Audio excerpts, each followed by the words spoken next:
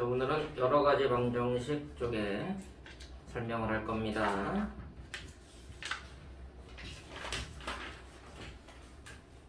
탐론 넘기셔야 돼. 2차함수 아니야? 끝났어. 2차 끝났어요. 여러 가지 방정식 2차함수 다음 단원이야?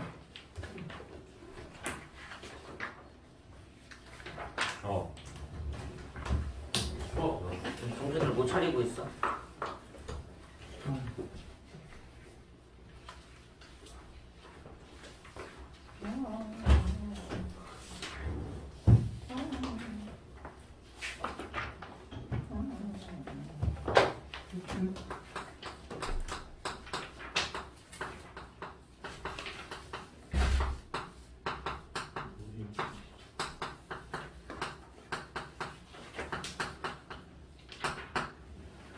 자, 오늘 할 부분 여러 가지 방정식 전체 개요를 보면 첫 번째가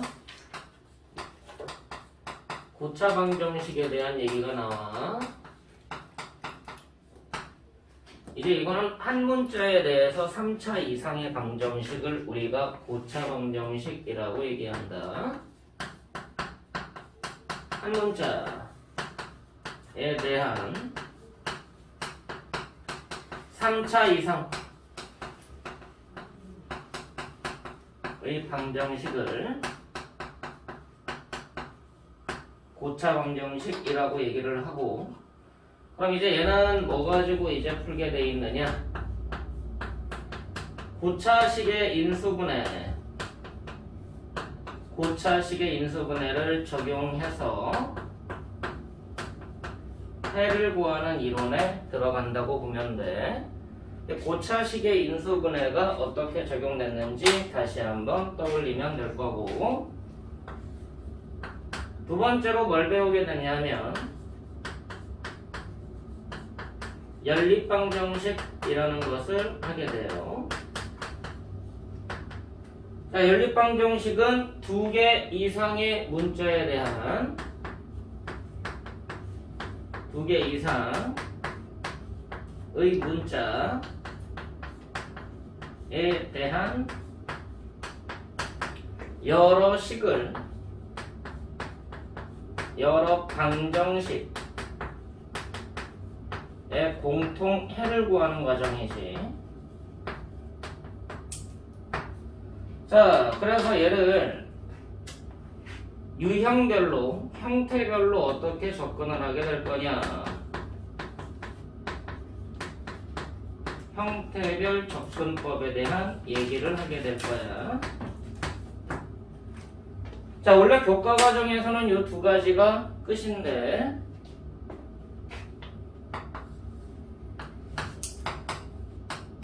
세 번째로 알아둬야 되는 내용이 부정방정식이라는 내용이다. 자, 연립방정식하고 차이점이 있는 건데, 두 개 이상의 문자가 있고 여러 개의 방정식이 있는데, 이 연립방정식이다라는 얘기는 일반적으로 문자 개수하고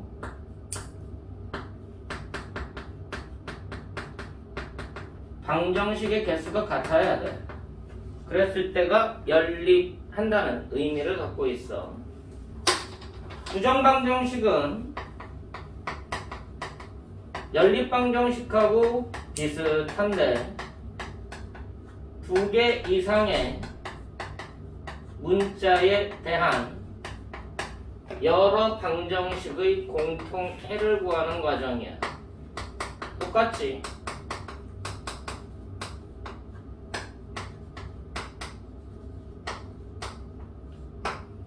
근데 여기에서 왜 연립방정식과 다르냐? 얘는 형태별 접근법이 아니라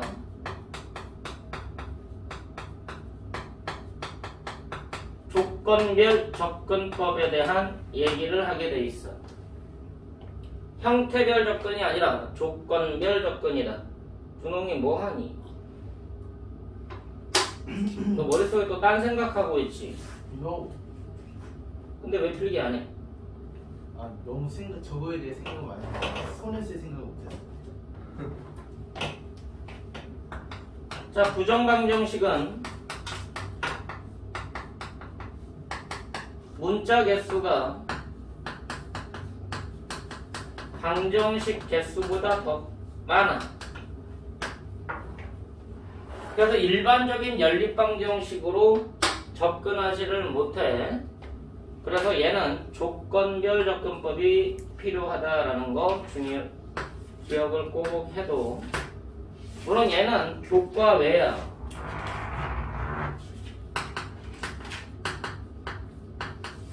교과 외의 과정이지만 반드시 알고 있어야 되는 내용 중에 하나다. 자, 그럼 여러분들이 고등과정에서 방정식이라는 애를 봤을 때 방정식이라는 애가 보인다. 일단 기본적으로 등식이라는 게 보였을 때 접근하는 방식이지. 방정식은 등식의 일종이니까. 등식이 보이면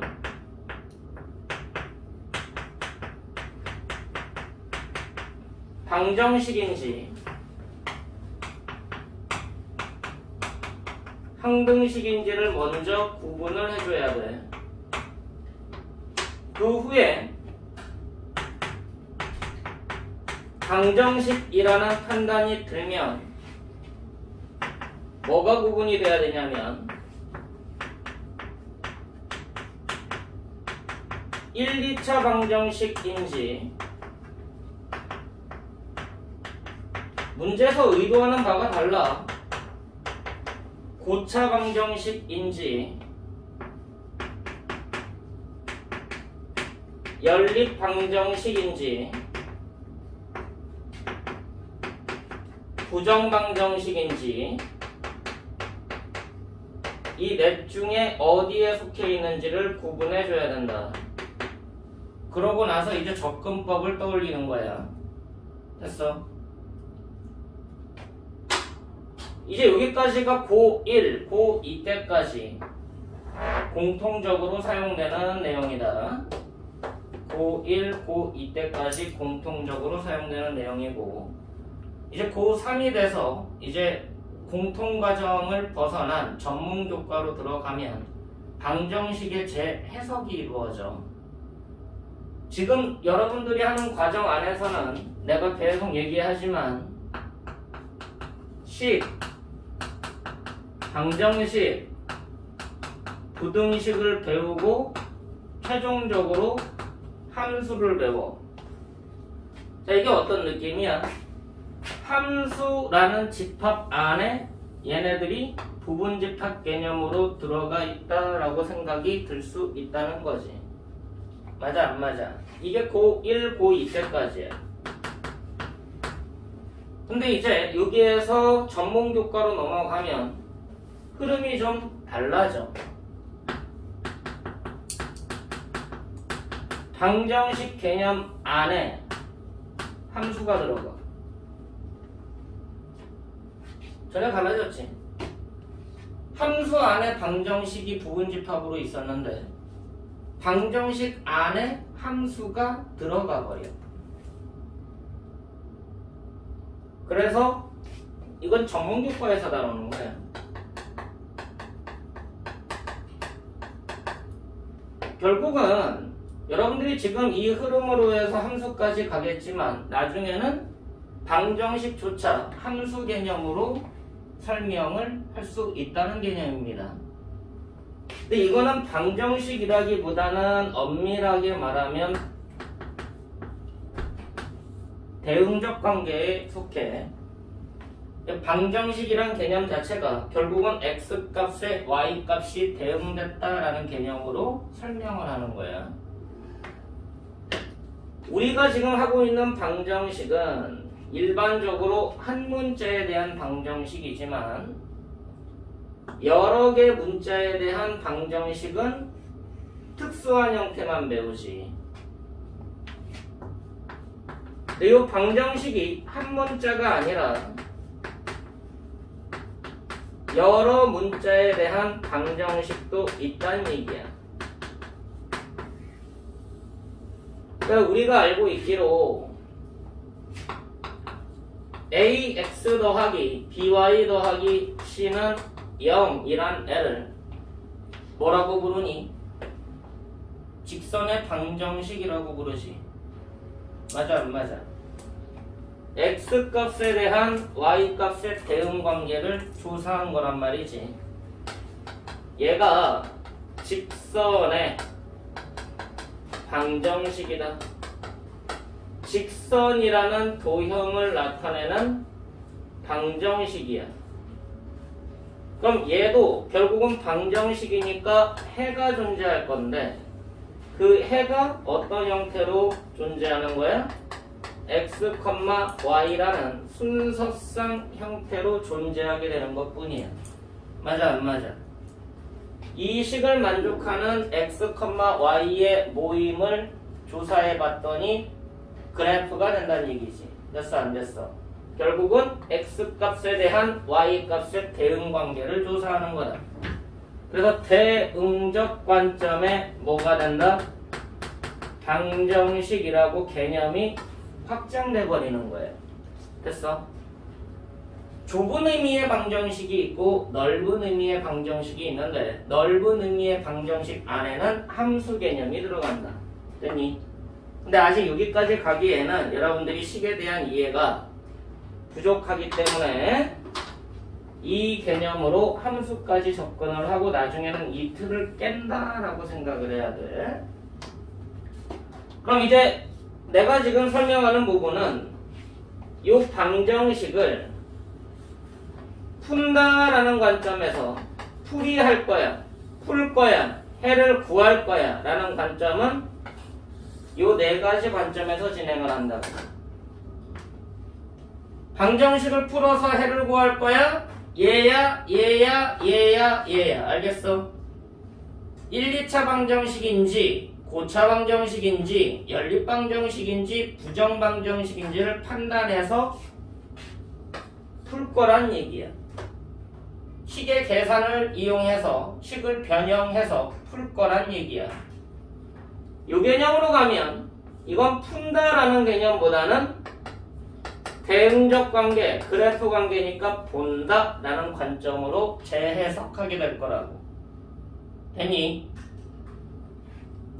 이 관점에서 풀 건지 볼 건지를 여러분들이 생각하고 접근을 할 거고, 이 여러 가지 방정식에서 첫 번째로 다루는 고차 방정식에 대해서 이제 어떻게 푸는지에 대한 구체화된 이론들을 설명하게 될 거다.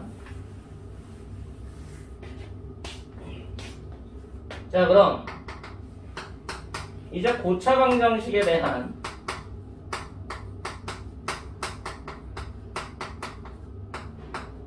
뭘 할 거라고? 풀이를 할 거라고. 고차 방정식의 풀이 어떻게 진행을 하게 되느냐? 일단 여러분들이 고차 방정식을 푼다라는 얘기 중에 첫 번째로 할 거는 일반적인 형태,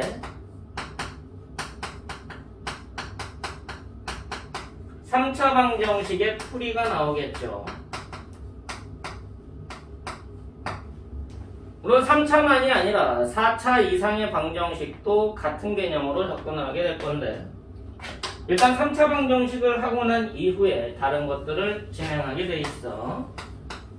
자, x에 대한 3차 방정식이 있다.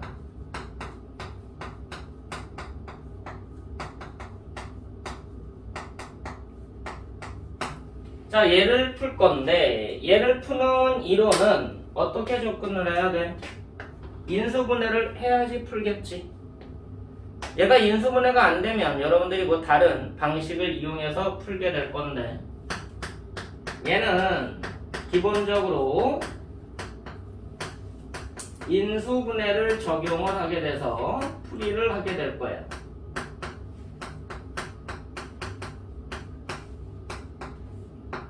그럼 이 3차 방정식에 관련돼 있는 인수분해 공식 또는 인수분해 방법 그게 뭐가 있었는지를 생각을 해야 된다는 거지.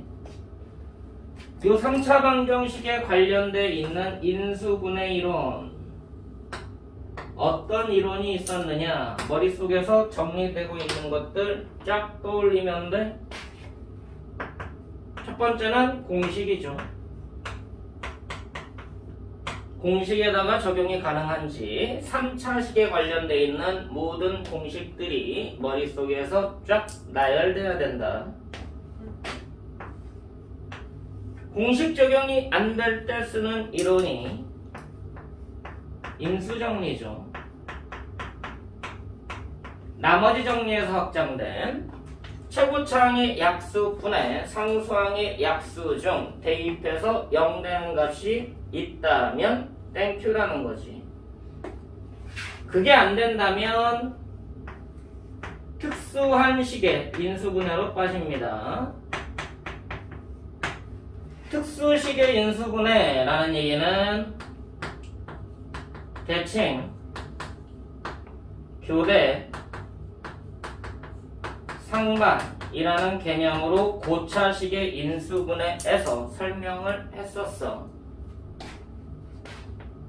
요 형태에 들어가면 요 형태를 이용해서 특수하게 접근법을 따로 하게 돼 있다.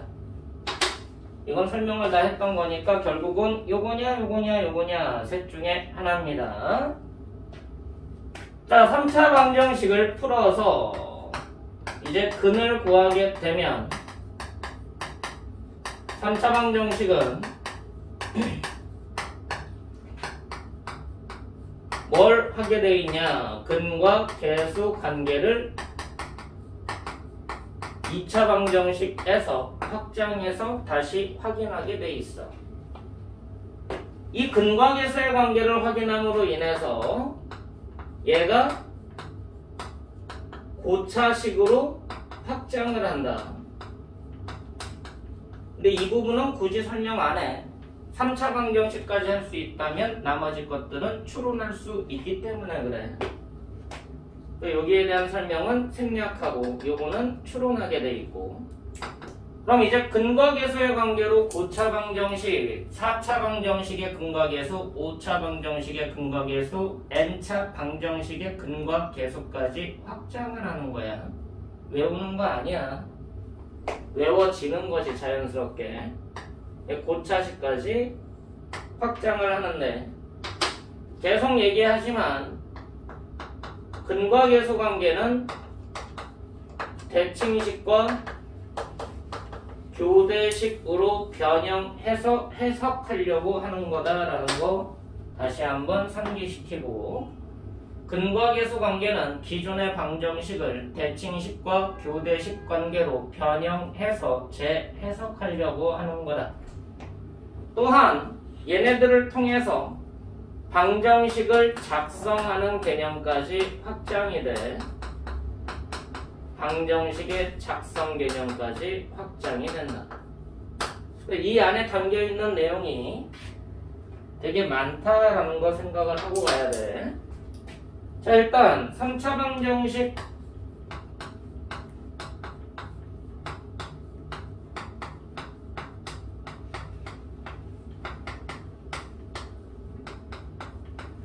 얘의 세 근이 알파, 베타, 감마일 때 근과 계수 관계의 첫 번째 내용은 뭐야? 세 근을 다 더해봐라. 그럼 뭐와 같다? 마이너스 a분의 b와 같다 라는 게 근과 계수 관계죠. 두 번째 내용은 두 개씩 곱해서 더해봐라. 알파 베타, 베타 감마, 감마 알파는 a분의 c와 같다라는 게 두 번째 내용이고, 세 번째 내용은 모두 곱해봐라.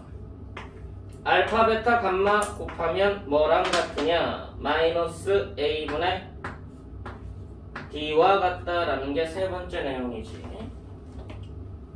이게 왜 나오게 됐는지는 방정식의 작성을 이용해서 추론하는 거죠. 세근이 알파, 베타, 감마니까 세근을 알파, 베타, 감마로 갖는 3차 방정식은 x 빼기 알파, x 빼기 베타, x 빼기 감마는 0인 거고, 주어진 식과 똑같으려면 최고차항 계수를 a로 맞춰줘야 똑같아지지. 그럼 얘를 전개해서 얘와 비교할 수 있는 것이, 왜? 얘네들은 무슨 식이 되니까? 항등식이 되니까. 그래서 계수 비교를 해봤더니 요 세 가지가 나오더라 라는 설명인 거야. 이게 방정식의 작성 개념까지 고스란히 연결이 된다. 그래서 여기에서 이제 응용되는 이론들이 여러 가지로 인수분해에서 나왔던 것 뿐입니다. 이 내용을 토대로, 방정식의 이론을 토대로 인수분해에서 복잡한 인수분해로 확장이 되는 거야, 역으로. 자, 3차 방정식에서 근과 계수 관계까지 했으면 이제 3차 방정식을 풀고 응용을 할 수 있는 상태가 되는 거고, 두 번째로 할 거는 이제 4차 방정식에 대한 얘기야.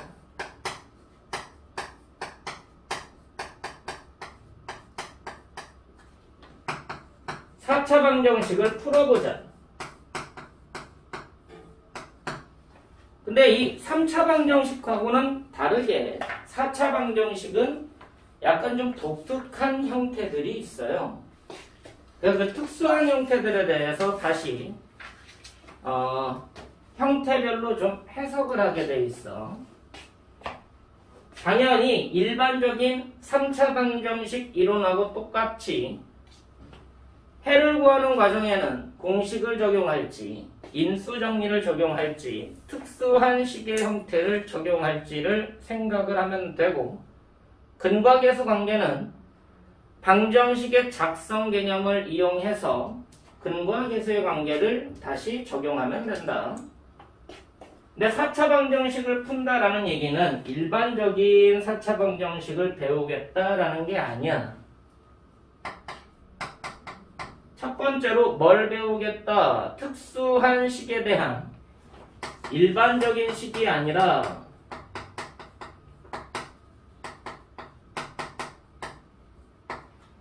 특수 형태로 주어진 식을 어떻게 접근할지에 대한 얘기를 진행하고 있는 겁니다.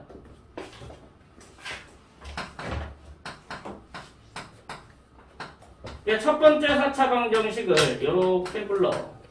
특수한 식. 복 2차 방정식이라고 얘기를 해.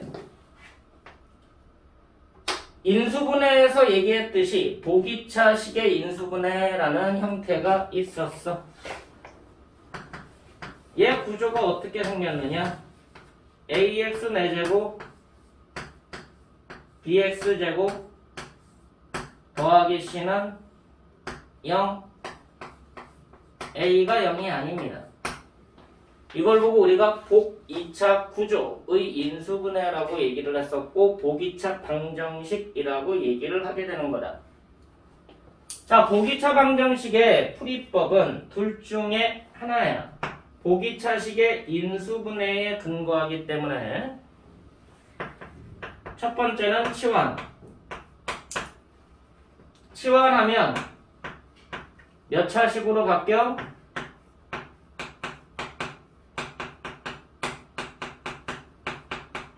2차 방정식으로 바뀌니까 풀 수가 있는지 확인하는 거다. 2차 방정식으로 바꿨을 때 풀이가 가능한지, x제곱을 t라고 했더니 주어진 4차 방정식이 at제곱 bt 더하기 c는 0이 되는 거네. 그럼 얘를 풀 수 있다면 2차 방정식으로 바꿔서 풀면 된다라는 얘기를 하는 거지. 두 번째, 이건 보기차식의 인수분해에서 했던 내용 그냥 이퀄 0만 붙여도 정리하고 있는 것뿐이야. 두 번째 내용은 4차와 상수항을 이용한다. ax 4제곱과 c를 이용해서 완전제곱으로 변형을 하죠.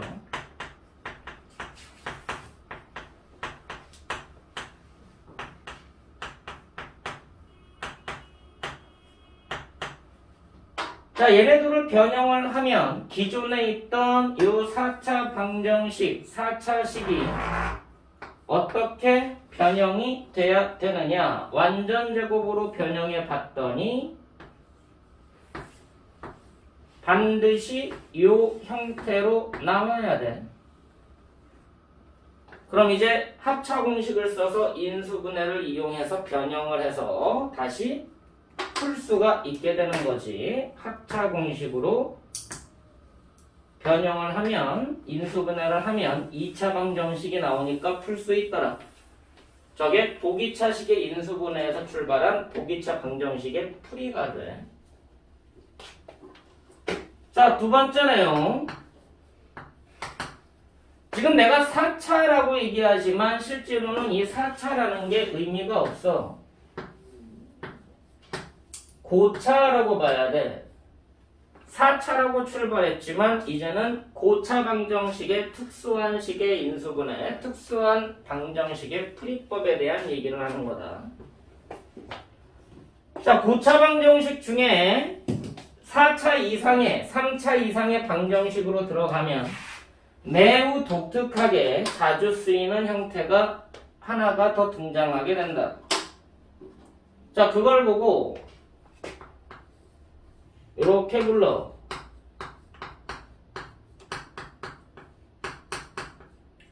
오메가 방정식이라고 얘기를 합니다. 오메가 방정식이라고 얘기를 해요. 자, 오메가 방정식의 특징은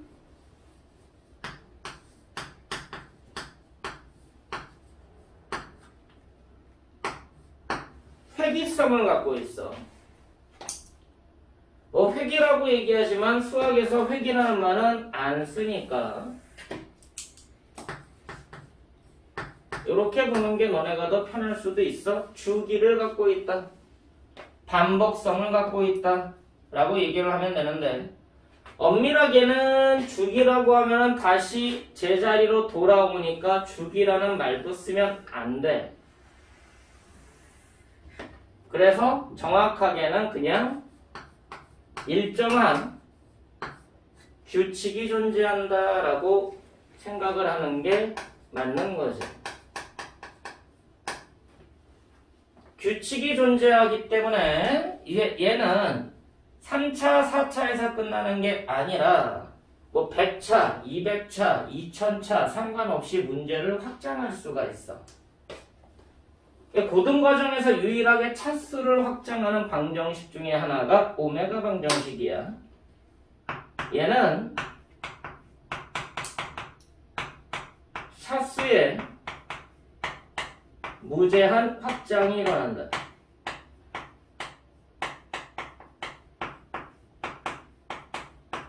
자, 무슨 말이냐? 3차, 4차 일반적인 고차를 벗어나서 말도 안 되는 차수가 나온다면 다 얘란 얘기야. 알겠어? 말도 안 되는 차수가 나오면 다 오메가 방정식이다 라고 생각을 해야 돼. 기본적으로 우리가 푼다라는 건 3차, 4차, 많아야 5차까지 나오는 게 정상적이거든? 근데 10차, 20차, 200차, 300차 지수 부분이 차수가 그렇게 높아진다면 일반적이지 않은 거야. 그건 다 오메가 방정식에 들어가서 규칙을 찾는데 주력하는 게 여러분들이 찾아야 되는 핵심입니다. 규칙을 찾아내라. 규칙을 찾아내라. 물론 이 중에서도 대표격으로 쓰이는 게 있죠. 첫 번째 형태가 누구냐?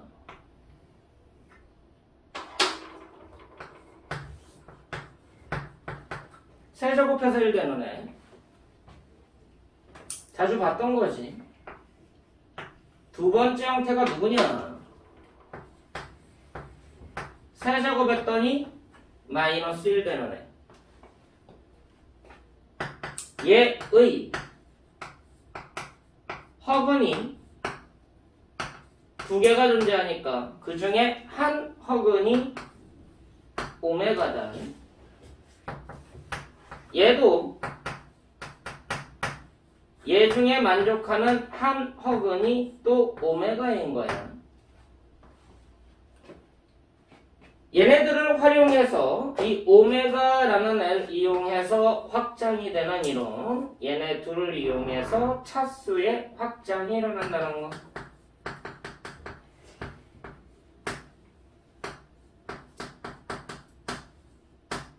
그 얘는 세제곱해서 1 되는 특징, 얘는 세제곱해서 마이너스 1 되는 특징을 적용해서 문제를 풀게 돼 있다. 얘 허근은 어떻게 생겼냐면 이거 넘어가서 인수분해 해보면 x 빼기 1에 x제곱 더하기 x 더하기 1 나와. x 빼기 1은 x는 1이니까 실수인 근이니까 허근이 아니지. 그럼 얘를 만족하는 오메가라는 애는 뭐를 만족하는 거야? x제곱 더하기 x 더하기 1 이퀄 0의 근이 되는 거야. 그럼 얘 근을 직접 다이렉트로 근의 공식을 적용해서 구해보면 여기서의 오메가는 누구냐? 2분의 마이너스 1 플러스 마이너스 루트 3 i 이 두 개 중에 하나를 이 방정식의 오메가라고 하는 거고, 마찬가지 얘를 만족하는 허근은 x제곱 빼기 x 더하기 1 이퀄 0의 근이 돼서 직접 구해보면 2분의 1 플러스 마이너스 루트 3 i라는 특징을 갖고 있다.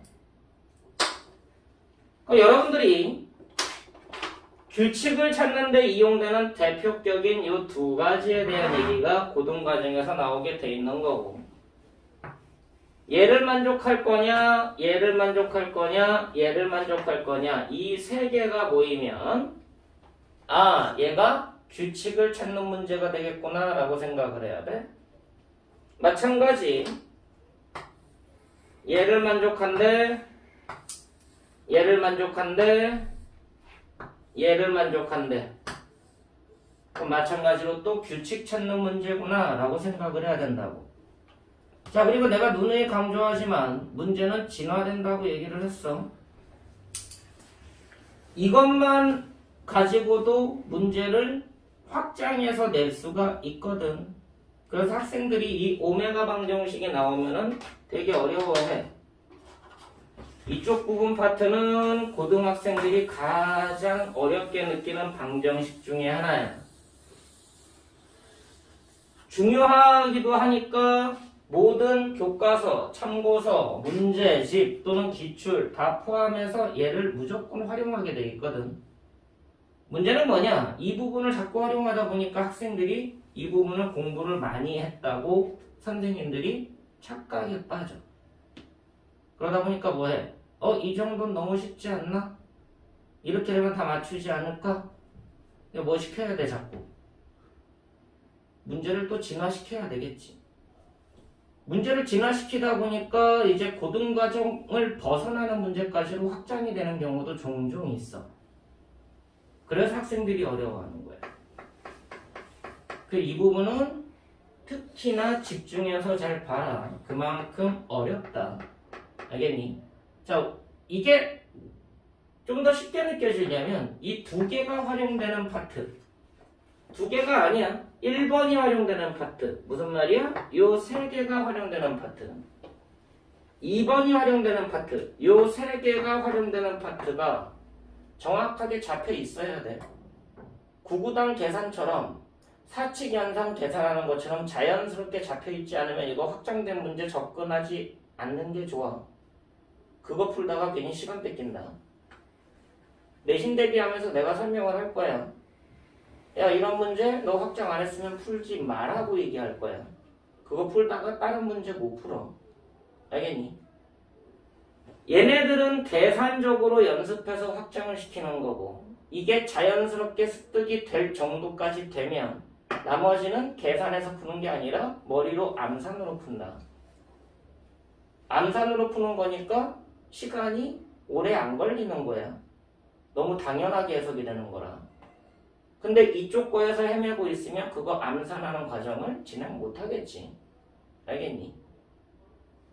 1 더하기 2 더하기 3 더하기 4 더하기 5 더하기 6 더하기 7 더하기 8 해보래. 초등학교 1학년한테 미쳐버리죠. 무슨 얘기인지 알겠어? 근데 너네한테 이거 해보래. 너네가 이거 미칠 단계야? 그 정도까지 왔다는 얘기는 뭐야? 아, 이게 충분히 암산이 되는 거니까 이제 미칠 단계가 아니니까 다른 거 확정해도 된다는 얘기잖아. 맞아 안 맞아?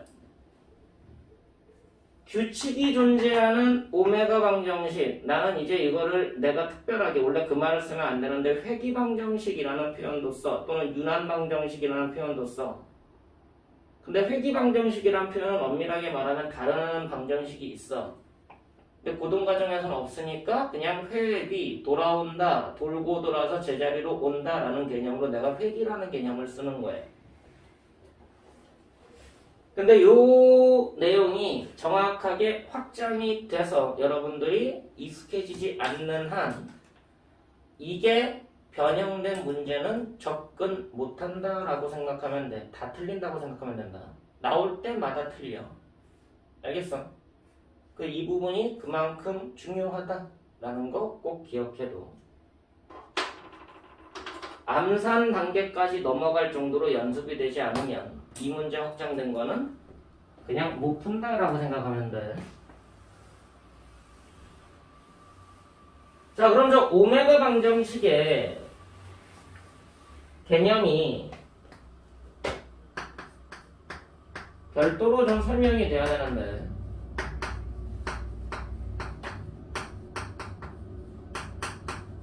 오메가 방정식은 엄밀하게 말하면 세제곱, 네제곱, 오제곱 해서 첫 번째 구조가 뭐를 뜻하고 있는 거냐면 거듭제곱해서 1되는 규칙을 갖고 있어. 단 n은 3 이상이다.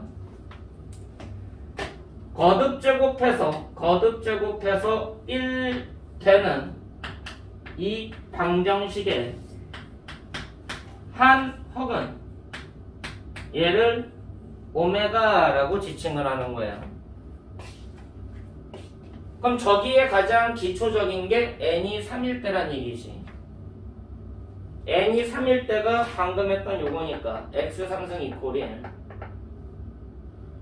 저걸 보고 우리가 오메가 방정식의 출발점이라고 얘기를 하는데 그 출발점 중에 기초 이론이 얘란 얘기다. n이 3일 때가 x세제곱 이퀄 1 되는 가장 기초가 되는 이론이니까 이게 안 돼 있는데 다른 걸 한다는 게 무의미한 거지. 저거 가지고 연습이 안 돼 있는데 뭐 4차, 5차, 6차, 7차 확장한다는 게 무슨 의미가 있겠냐 이거야.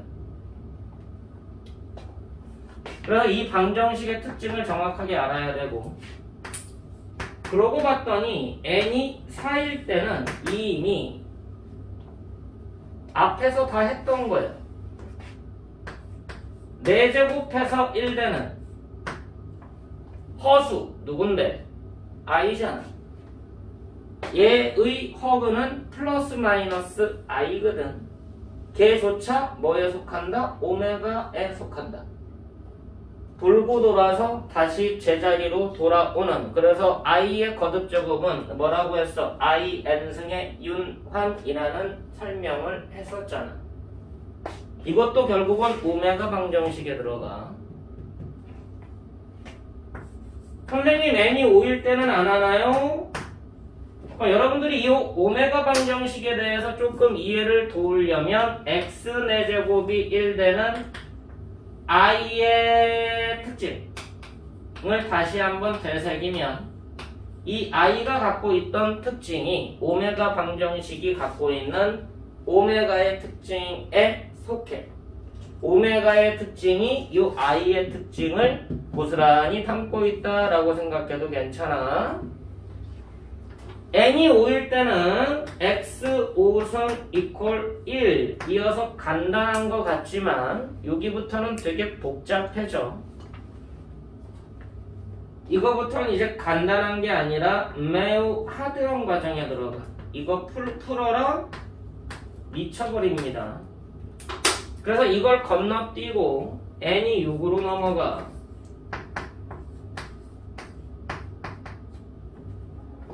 자, n이 6이면 x 6승이 1인데 얘를 풀어보면 x 3승이 1이거나 x 3승이 마이너스 1 나오지. 근데 이미 x 3승이 1인 거는 처음에 기초이론에서 하고 지나가는 거니까 결과적으로 뭐까지 추가가 되는 거야? x 3승이 마이너스 1인 것을 확인하면 결과적으로 x 6승이 1인 것까지 확장을 하는 거지. 그 이상 되는 것들은 다 하드한 과정이야. x 7승이 1되는 x 8승이 1되는 그런 것들 다 요 개념들 아니면 다 하드한 과정이다. 문제는 뭐냐? 교과 과정 안에서는 결과적으로 어디만 설명하게 돼 있어? 요것만 설명하고 요것만 활용하고 요것만 확장하게 돼 있어. 이것만 하게 돼 있어. 근데 뭐야? 이것만 하는 게 아니라 얘는 이미 했던 거지. 복소수 순호수 시간에 i의 특징이기 때문에 얘는 이미 했던 거야.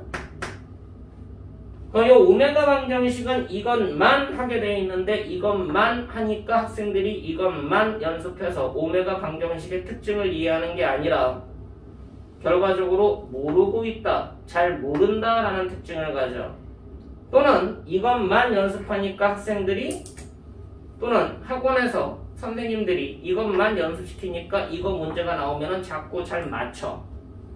결국은 뭐야? 잘 맞히면 좋은 거긴 하지만 개념의 확장이 안 이루어지니까 학교 선생님들 입장에서 문제를 진화시킬 수밖에 없어. 그래서 이것의 원리를 담고 있는 결국은 오메가 방정식 여기에 대한 총론으로 들어가.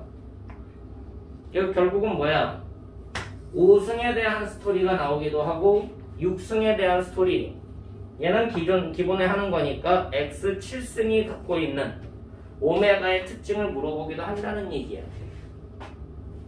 그때부터는 푸는 게 아니라 오메가 방정식의 특징을 이해해서 적용하는 문제다. 풀 순 없어.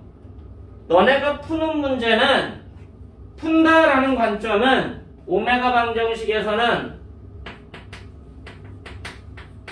3차,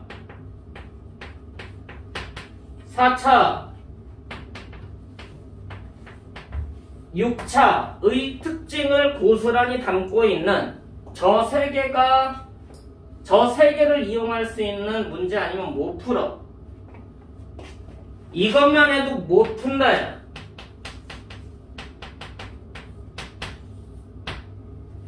못 푼다라는 얘기는 해를 직접적으로 구해서 가라는 얘기가 아니라는 거지.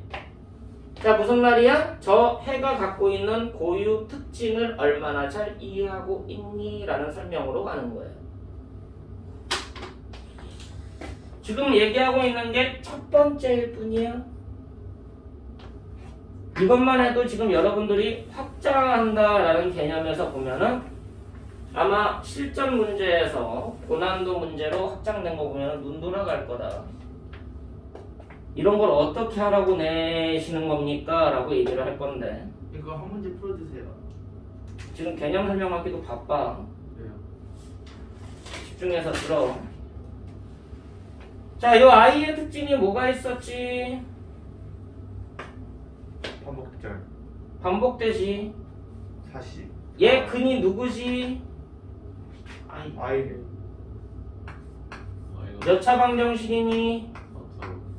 4차 방정식이지. 근 몇 개니? 4개지. 불러 1 1 마이너스 1 마이너스 1 마이너스 1 i 마이너스 i 이렇게 4개를 갖게 될 거야. 자, 이 4근이 다 다른 건 맞지? 그리고 얘가 첫 번째 갖고 있는 특징은 뭐냐?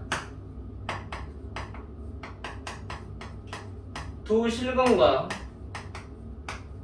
두 허근을 갖죠. 두 번째 갖고 있는 특징은 뭐냐? 모든 근의 합은 0이다. 맞니? 맞니 안 맞니? 근데 이 모든 근의 합이 0이다 라는 개념이 실질적으로는 이걸로 빠져. i n승의 원소들을 모아봤어. n은 정수야. 이 집합의 원소는 고스란히 요 4개의 근으로 가는 거 맞아 안 맞아? i 거듭 제곱의 규칙 돌고 돌아 제자리로 돌아오는 맞아 안 맞아? 결국은 얘의 원소는 1 마이너스 1 i 마이너스 1이라는 4개의 근 역할을 하는 거예요. 그래서 i n승의 연속된 거듭 제곱의 4개 합은 0 되는 거였지. i n승과 i n 더하기 1승, i n 더하기 2승, i n 더하기 3승은 0 되는 거였다. 또한 i n승은 n 값에 따라 뭐 중에 하나다? 이 넷 중에 하나일 수밖에 없다라는 게 이게 내가 획이라고 얘기하는 거야. 유난이라고 얘기하는 거고. 됐니? 자, 일단 우리가 알고 있는 i의 특징은 간단하게 얘기를 했지만 이렇게 설명할 수가 있고, 이게 복소수 시간에 i의 특징에 대한 설명으로 쭉 했던 것 뿐입니다. 그럼 이 특징을 이용해서 제가 갖고 있는 xn승 이퀄 1이 갖고 있는 근의 특징을 알 수 있다라는 얘기거든.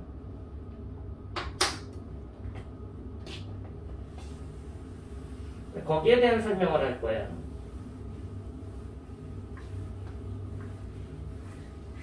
공부를 하다가 x3승 이퀄 1이라는 방정식이 갖고 있는 허근에 성질이 적용된 문제가 잘 안 된다 그러면은 지금 할 부분은 연습 안 해도 돼. 그게 숙달이 돼 있는 상태에서 지금 할 부분이 필요한 것 뿐이야. 여기 관련되어 있는 문제는 여러분들이 문제를 풀다가 복소수에 관련되어 있고 고차 방정식에 관련되어 있는 문제를 풀다가 1000문제 정도 풀면 한두 문제 걸릴 거야. 자, 무슨 말이야? 눈에 안 띈다는 얘기지. 극도로 필요 없다는 얘기일 수도 있어. 필요 없을 수도 있고. 단, 나왔을 때 결국은 못 푼다는 얘기야. 이해가 안 되면 나오면 못 푼다는 얘기야. 이해가 돼 있으면 나오면 그냥 읽으면서 답이 나와. 눈으로 보면 답이 나와. 근데 이해가 안 돼 있으면 어차피 못 풀어. 뭐 말인지 알겠니? 자, 얘가 갖고 있는 근의 특징 자세하게는 설명 못해. 도형적 개념까지 설명을 해야 되는데 그러기에는 아마 이거 가지고 일주일 내내 해도 모자랄 거다. 자, 일단 첫 번째 특징. 근이 몇 개일 거야? n개의 근을 갖겠죠. 그 n개의 근을 이렇게 써볼게. 오메가 1, 오메가 2, 오메가 3, 오메가 n 이라고 해보자. 자, 이 중에는 반드시 1이 포함되어 있지. 이 중에는 1이 적어도 하나 포함되어 있다. 왜? 항근이 1이니까 1이 적어도 한 개 포함되어 있어. 두 번째, 마이너스 1이라는 근은 n 값에 따라서 있을 수도 있고 없을 수도 있다. n이 뭐일 때만? 짝수인 경우만 포함이 돼. 경우만 적어도 한 개 포함됩니다. 너무 당연하죠. 세 번째, 1과 마이너스 1을 제외한 모든 근은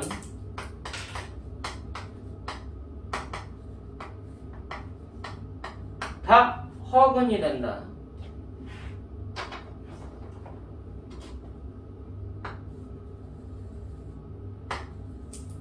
자, 허근이 갖고 있는 특징은 단독으로 근을 이룰 수가 없어.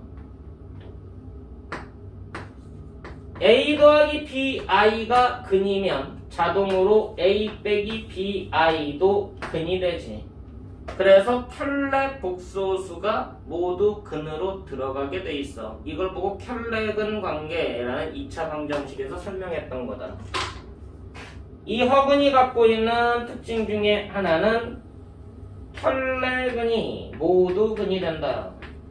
켤레근의 특징을 갖고 있다라는 거 기억을 하고,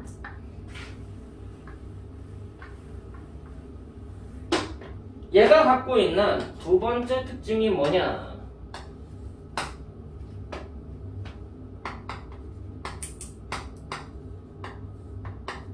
한 허근을 오메가라고 했습니다. W죠. W죠. 필기체입니다. 얘네들 오메가 아니야. 오메가는 엉덩이. 말 상스럽게 하지 말고 말 조심해라, 준홍아. 예스.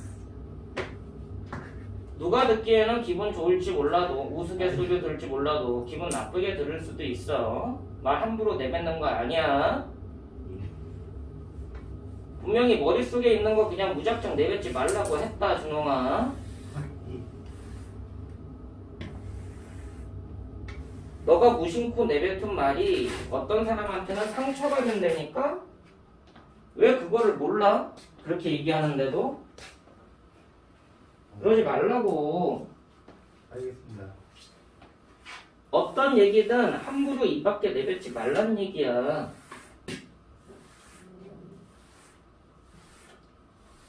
생각하고 내뱉어. 자, 한 허근을 오메가라고 하면 제가 누구냐? 고대 그리스 소문자 알파, 베타, 감마, 델타. 대학교 가면 여기에서 여러 가지 문자를 더 다루게 될 거예요. 이게 영문의 시초죠. 네? A, B, C, D가 나온 시초라고. 고대 그리스 문자야. 대문자부터 시작해가지고 마지막에 오메가라는 게 아직 기록에 남아있는 상태고, 이게 문자의 끝이라고 알려진 게 아니라 한 문자가 더 있어. 이거 소문자로 또 하나가 있겠지. 있기는 한데 이게 지금 기록에 남아있는 건 아니야. 있기는 한데 어떤 문자인지 몰라. 이걸 보고 소실됐다라고 얘기를 해. 그래서 현재까지 문자의 끝을 이걸로 보는 거야. 얘 소문자가 이거야. 오메가. 자, 무슨 말이야? 끝까지 왔다고. 끝까지 갔으니까 다시 갈 데가 없지. 그럼 뭐 해야 돼? 되돌아가야지. 그래서 이게 회귀를 담고 있다고. 알겠니? 교회에서는 이걸 알파라고 부르고, 기독교 알파, 오메가, 이 두 글자가 교회에서는 자주 쓰죠. 천주교에서도 자주 씁니다. 이거를 처음이라고 얘기하고 이것을 끝이라고 얘기해요. 세상의 처음과 끝이 되시는 세타에서 이걸 갓기오예요. 세타? 세타가 기독교에서는 갓기오입니다. 하나님. 그 알파와 오메가 되시는 하나님이라고 하는 게 여기 있는 거예요. 세타도 여기 기호 안에 들어가 있는 거예요. 어디에 든 중간쯤에 든 중간쯤에 들어가 있어. 그래서 알파와 오메가 되시는 하나님이라는 뜻을 처음과 끝을 모두 관장하시는 사람이다 라고, 관장하시는 신이다 라고 얘기하는 것 뿐이야. 그래서 알파와 오메가 되신다는 얘기가 처음과 끝이라는 개념을 담고 있다. 모든 것을 주관하고 있다라는 뜻으로 쓰는 거야. 기독교나 이제 천주교 그쪽에서는. 자, 한 혹은 오메가라고 했어. 끝까지 왔으니까 더 이상 생각할 게 없어. 다시 되돌아가서 생각해라 라는 개념을 담고 있고. 자, 한 혹은을 오메가라고 하면 n제곱해서 1 되는 거죠. 이 특징을 갖고 있고, 너무 당연하지. 두 번째로 켤레복소수 오메가 봐도 n승 되면 당연히 1 되겠지. 오메가가 근이면 걔의 켤레복소수도 당연히 근일 거니까. 세 번째 특징은 오메가의 거듭제곱의 합들 몇 개? n개도 0이 돼. 이게 i의 거듭제곱의 4개 연속합이 0 된다라는 이론하고 맞물리는 거예요. 자, 근데 i 거듭제곱의 연속합, 4개 연속합은 그 4개가 아까 i의 n승이 갖고 있는 모든 근이 되는 거 맞지 않아? x 4제곱 이꼴 1의 모든 근의 합이 내용으로 확장된 거였잖아. 이 내용이 실질적으로는 이 내용과 같아져. 요거 모든 근의 합 오메가 원승 오메가 원의 n승 오메가 원 오메가 2 오메가 3 쭉 가서 오메가 n승은 0 된다. 모든 근의 합이 0이다 라는 내용하고 동일해져. 얘하고 같은 개념이야. 그래서 이게 실제로는 이게 몇 승을 해도 상관없어. 단 이게 똑같이 거듭제곱만 해주면 돼.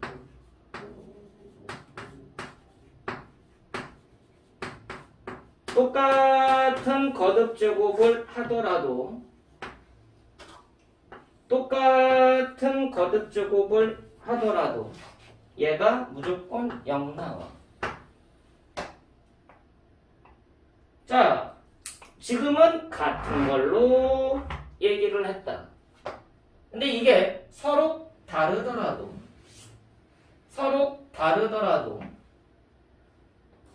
여기 있는 애들이 소수 개념으로 해서 서로 다른 소수보다는 그 배수 개념 나머지 관점에서 나머지가 서로 다른 애들이 나오더라도 무조건 0 나와. 어떤 거 생각하면 되냐면 i제곱 i 세제곱 i 4제곱은 0이었지. 맞아. 자, 얘는 i의 거듭 제곱은 4개가 돌고 도는 규칙이었잖아. 맞니? 얘는 뭐로 봐도 되냐면 i의 4n 플러스 1 중에 하나야. 얘는 i의 4m 플러스 1 중에 하나야. 플러스 2 중에 하나. 얘는 i의 4l 플러스 3 중에 하나고 얘는 i의 4k 중에 하나면 된다는 얘기지. 자, 무슨 말이냐? i의 5승, i의 10승, i의 23승, i 4제곱 서로 다른 특이한 숫자들이지만 나머지 집합으로 구분했을 때 우리가 알고 있는 i 거듭 제곱이 갖고 있는 4개의 수의 대표격들이 된다면 0 된다는 얘기잖아. 같은 숫자로 맞춰놔도 되는데 이거를 다른 숫자로 맞춰놔도 이 n개가 모두 나머지가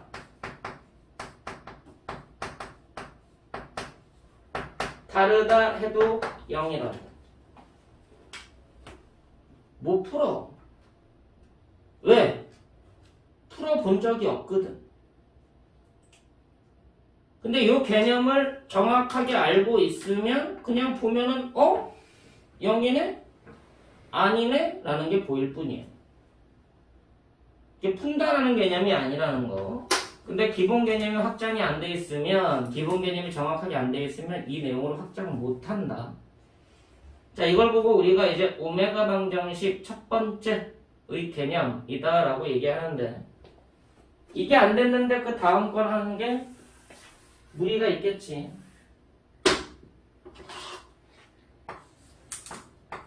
두 번째 내용은 xn승 이퀄 a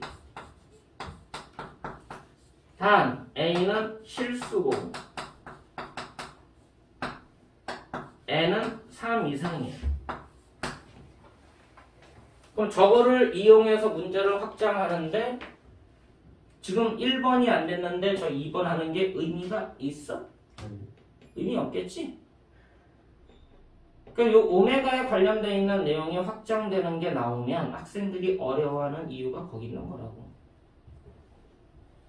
일단 출발점은 뭐라고? x3승 이퀄 1 x3승 이퀄 마이너스 1 그 두 가지가 충분히 연습이 돼야 된다. 기간 오래 안 줘. 중간고사 때까지야.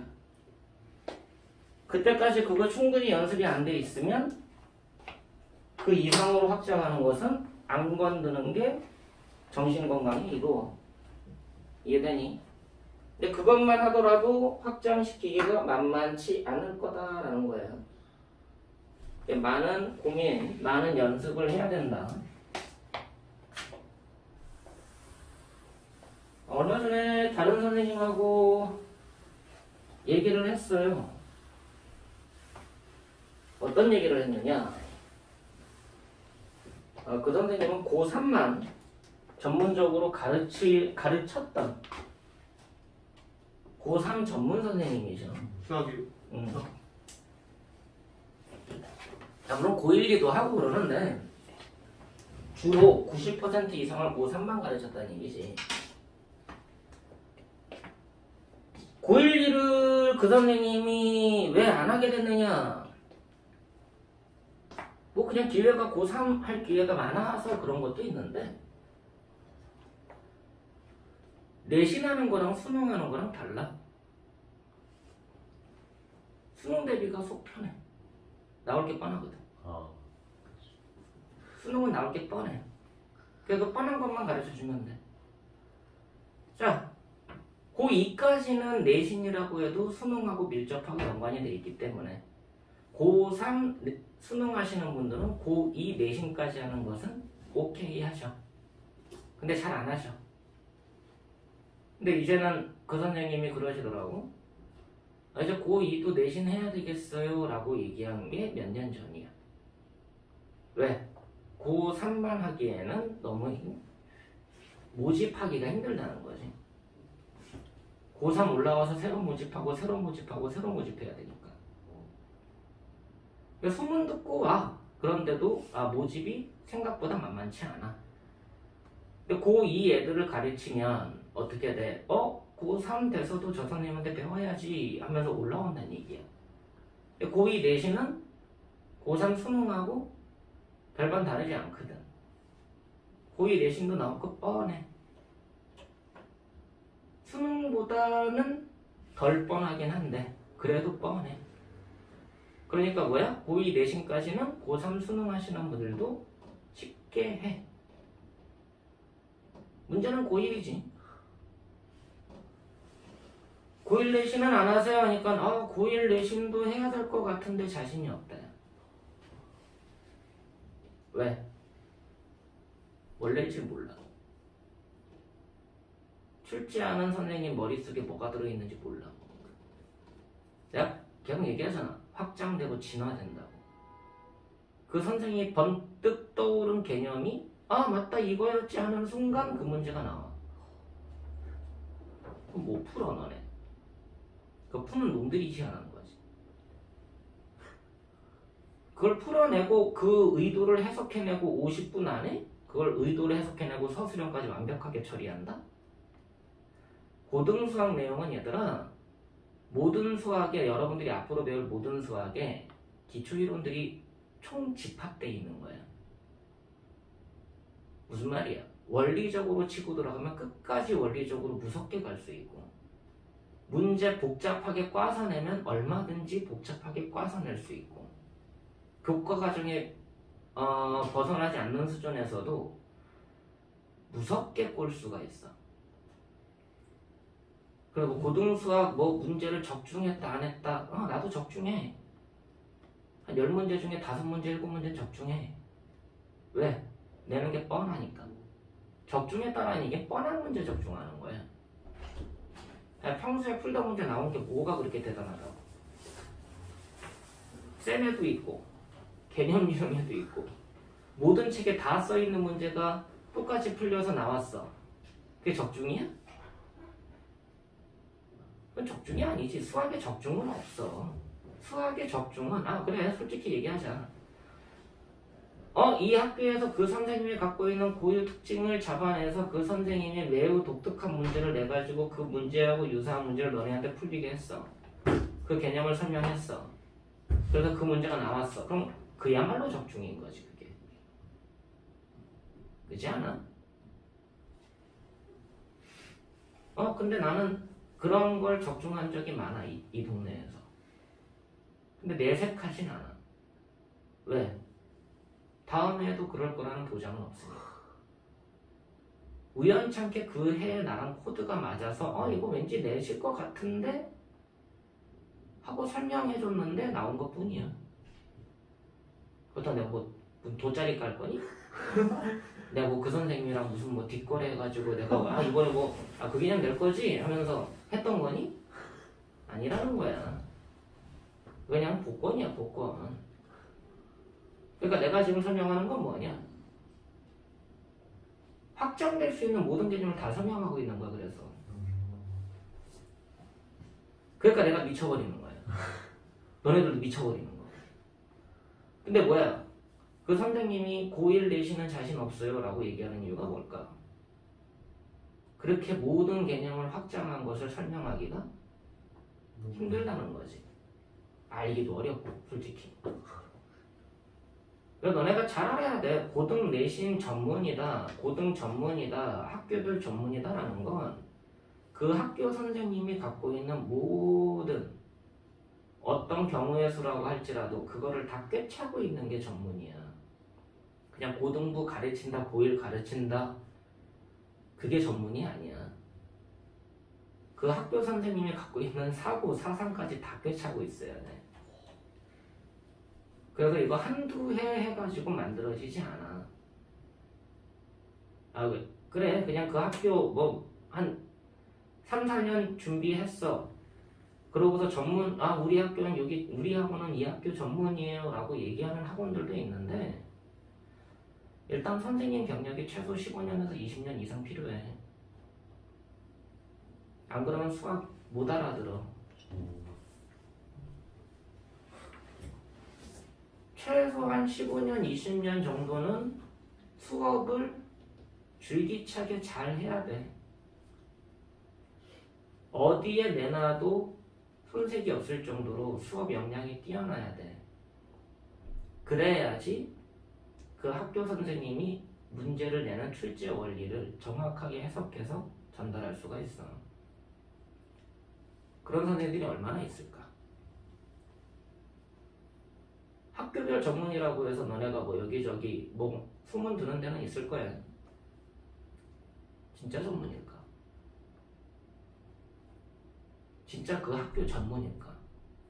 단순하게 3, 4년 정도 대비하고 나서 그게 전문이라고 표방하고 있는 건 아닐까? 물론 너네보다는 많이 알지. 왜? 너네는 처음이니까. 근데 진짜 전문가라는 것은 너네가 생각하는 것보다 상상 초월이다. 그거는 너네가 잘 고민을 해봐야 돼. 얘기를 잘 걸러 들어야 되고. 내가 자신있게 얘기하지만 여기 있는 선생님들 난 분명히 함부로 안 모신다고 했어. 여기 있는 선생님들 함부로 모신 선생님들 한 분도 없다. 그만큼 제대로 전문가들만 모신 거니까 이 선생님들이 하는 말 고스란히 잘 듣고 그대로 따라해. 엉뚱한 얘기하고 엉뚱한 상상하고 엉뚱한 짓하고 그러면서 시간 뺏기지 말고 하라는 대로만 해도 부족한 게 지금 현실인데 뭐 앞에 것도 안 되면서 뒤에 것만 하고 있고 뒤에 거 안 되는데 앞에 게 안 돼 있고 죽으라고 공부해도 모자랄 판이라고. 그거 잘 생각해놔. 자, 지금 내가 얘기한 게 오메가 방정식에 대한 얘기를 진행을 했죠. 이건 특수한 경우니까 여러분들이 좀 연습을 많이 해야 되고.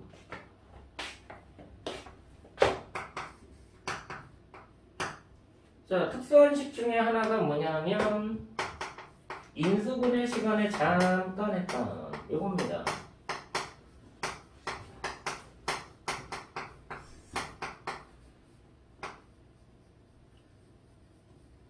인수분해 시간에 특수한 식을 내가 세 가지 얘기했거든. 대칭식, 교대식, 상반식이라는 게 있다.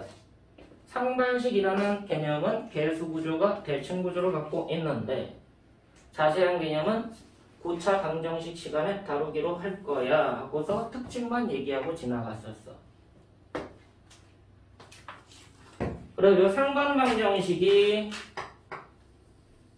이제 고차 방정식에서 매우 특수한 구조의 방정식 구조가 되는데 단순하게 얘는 푼다라는 관점에서도 진행은 해.